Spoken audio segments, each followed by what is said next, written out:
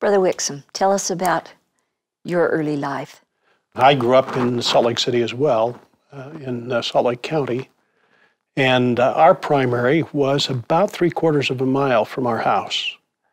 So my trek to primary led me past Dan Rasmussen's house, who we would pick up, and together we would walk to primary. And there was a song then. It was called "Let's Go to Primary."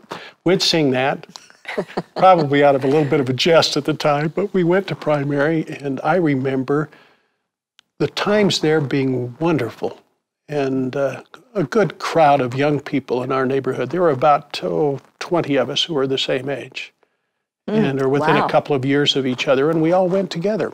I had a bandolo, and on there were different skills. It was a green bandolo with plastic things that would go on there, and I still have that. It's in my trunk with my other Boy Scout stuff. I remember the friendships, and I remember how difficult it was for the teacher to control the energy of the boys of that age. And she did a great job.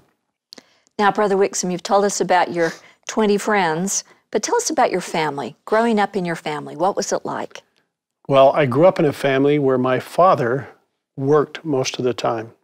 He was a surveyor during the day, and then he worked at Dan's as a grocery bagger and at Sears as a salesman. Wow. The rest of the evenings. And so I didn't see him a lot when I was younger, but very loving person to me and to my mother. My mother was my best friend, and I had an opportunity to come home from school each day, and she made draperies in the home. So for the first hour that I was home, I'd help her fold draperies in our basement in the board that she made the draperies on. And we'd talk about everything in the world.